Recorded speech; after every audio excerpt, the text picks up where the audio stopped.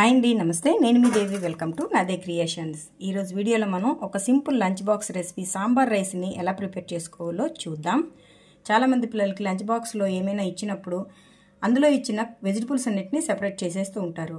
మరి ఇలా సెపరేట్ చేసే అవకాశం వాళ్ళకి ఇవ్వకుండా చాలా సింపుల్గా, టేస్టీగా, వద్దనకుండా పిల్లలు తినేసేలాగా ఈ సాంబార్ రైస్ని మనం ఈజీగా ప్రిపేర్ చేయొచ్చు. ఇది చాలా బాగుంటుందండి. పిల్లలైతే అస్సలు వదిలిపెట్టకుండా ఇష్టంగా తింటారు. మరి ఎంతో సింపుల్గా ఈ సాంబార్ రైస్ని ఎలా ప్రిపేర్ చేసుకోవాలో ఈరోజు మనం చూద్దాం. ఇది మంచి హెల్తీ ఫుడ్ అండి. మీరు తప్పకుండా దీన్ని ఒకసారి ట్రై చేసి మీ పిల్లలకి లంచ్ బాక్స్లో ఇవ్వండి. వాళ్ళకి ఎలా ఫీల్ అయ్యారో నాకు ఒకసారి కామెంట్ బాక్స్లో తెలియచేయండి. మరి ఈ సాంబార్ రైస్ రెసిపీని వీడియోలోకి వెళ్ళి చూసేద్దాం. సాంబార్ రైస్ కోసం ముందుగా ఇలా స్టవ్ మీద కడాయిని పెట్టుకుని దాంట్లో 1/3 కప్పు కందిపప్పుని యాడ్ చేసుకోండి. దీన్ని లో ఫ్లేమ్లోనే దోరగా ఫ్రై చేసుకోవాలి. ఇలా చక్కగా ఫ్రై అయిపోయిన తర్వాత దీంట్లో వాటర్ని పోసేసుకొని 2-3 టైమ్స్ వీటిని వాష్ చేసేద్దాం. ఇలా వాష్ చేసిన తర్వాత స్టవ్ ఆఫ్ వేసుకొని దీంట్లో కొద్దిగా వాటర్ని పోసి ఒక 10 మినిట్స్ పాటు దీన్ని ఇలాగా సోక్ చేసుకోవాలి.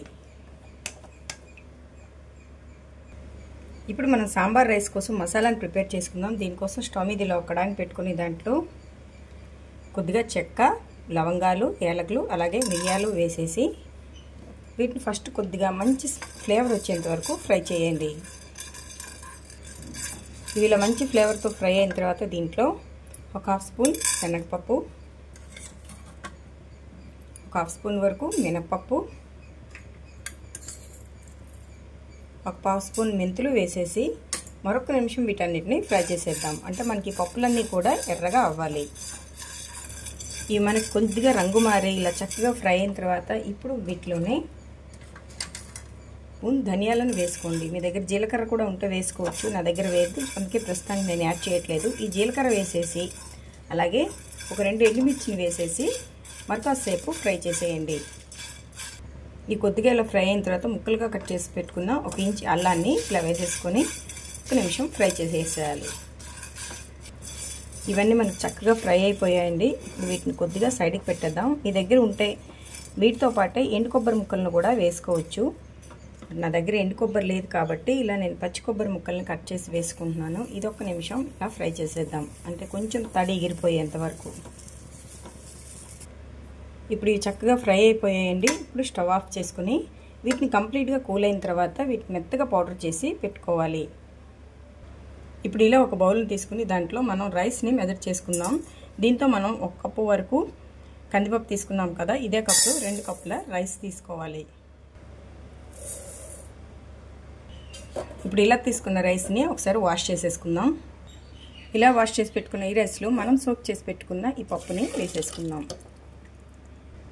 ఇప్పుడు ఒక 3 కప్స్ వాటర్ని మెజర్ చేసుకోవాలి. ఇప్పుడు దీంట్లో కొద్దిగా పసుపు వేసేసి ఒకసారి మిక్స్ చేసేయండి.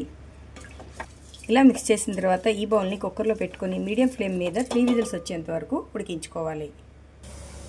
ఇవన్నీ చక్కగా చల్లారిపోయాయండి. ముందు ఈ పొడి మసాలా మొత్తం వేసేసి మనం వీటన్నిటిని పౌడర్ లాగా గ్రైండ్ చేసుకోవాలి.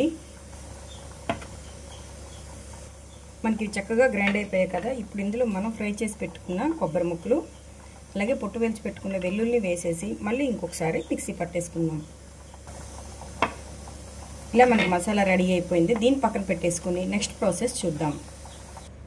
ఇప్పుడు స్టవ్ మీద ఇలా కడాయిని పెట్టుకుని 1 టేబుల్ స్పూన్ ఆయిల్ హీట్ అయిన తర్వాత ఇందులో పోపు దినుసుల్ని యాడ్ చేసుకుందాం. ఇవి ఇలా ఫ్రై అయిన తర్వాత ఇందులో ఫ్లేవర్ కోసం ఇంగువ వేసుకొని మరొక నిమిషం కలిపేయండి. ఇప్పుడు కట్ చేసి పెట్టుకున్న 2 పచ్చిమిర్చి, ఇవి చక్కగా ఫ్రై అయిపోయి కదా. ఇప్పుడు మనం వెజిటబుల్స్ని యాడ్ చేసుకుందాం. అనపకాయ ముక్కలు, గుమ్మడికాయ ముక్కలు, రాడిష్, టమాటా, ఆనియన్స్, రెసిపీ మొత్తానికి సరిపడేటట్టుగా సాల్ట్ మనం ఇంతవరకు ఎక్కడ యాడ్ చేసుకోలేదు కదా. అలాగే మనం ప్రిపేర్ చేసి పెట్టుకున్న మసాలా, 1/2 స్పూన్ కారం వేస్తున్నాను. ఈ కారాన్ని బట్టి మీరు కారాన్ని యాడ్ చేసుకోండి. అంటే మనం పౌడర్ చేసినప్పుడు వేసాం, తాలింపులో వేసాం, పచ్చిమిర్చి కూడా వేసాం కదా, చూసి యాడ్ చేసుకోండి. అలాగే నేను ఇందులో వేసిన వెజిటబుల్సే కాకుండా మీ దగ్గర ఇంకేమైనా ఉన్నా యాడ్ చేసుకోవచ్చు. క్యారెట్, ములక్కాయ అలాంటివి ఏమైనా యాడ్ చేసుకోండి. టేస్ట్ అయితే బాగుంటుంది. ఇవన్నీ ఇలా కలిపేసుకున్న తర్వాత దీంట్లోనే చిక్కగా రసం తీసి పెట్టుకున్న ఒక పెద్ద నిమ్మకాయ సైజ్ అంతా చింతపండుని ఇలా వేసేసుకోవాలి. ఇప్పుడు ఇందులో కొద్దిగా వాటర్ని వేసుకొని ఒకసారి బాగా మిక్స్ చేసేయండి.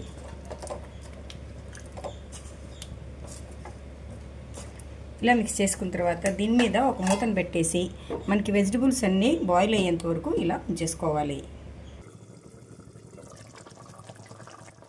మనకి వెజిటబుల్స్ అన్నీ చక్కగా ఉడికిపోయాయండి.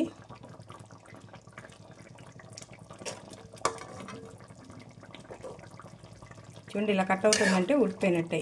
ఇప్పుడు వీటిలో మనం ముందుగా ఉడికించి పెట్టుకున్న కందిపప్పు రైస్ని ఇలా యాడ్ చేసేసుకుందాం. సన్నగా కట్ చేసుకున్న కొత్తిమీరని ఇలా వేసేసుకొని, మీ దగ్గర కరివేపాకు ఉన్న వేసుకోండి, పుదీనా ఏమైనా చాలా బాగుంటుంది. వీటన్నిటిని ఒకసారి బాగా మిక్స్ చేసేసుకుందాం.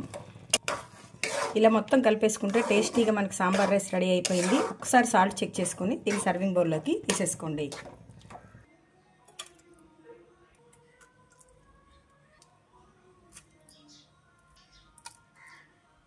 ఇలా బౌల్లోకి తీసుకుని దీని మీద కొద్దిగా నెయ్యి అలాగే కొత్తిమీరతో గార్నిష్ చేసుకుంటే ఎంతో టేస్టీగా నోరు రించి సాంబార్ రైస్ మనకి రెడీ అయిపోతుంది. ఇదైతే లంచ్ బాక్స్లోకి చాలా సూపర్గా ఉంటుందండి. వెజిటబుల్స్ తిన్న పిల్లలు ఎవరికైనా ఇది మంచి ఆప్షన్. ఏంటి ఫ్రెండ్స్, ఈ రెసిపీ మీకు నచ్చిందా? ఈ రెసిపీ మీకు నచ్చితే ఒక లైక్ కొట్టండి. మీ ఫ్రెండ్స్తో ఈ రెసిపీని షేర్ చేయండి.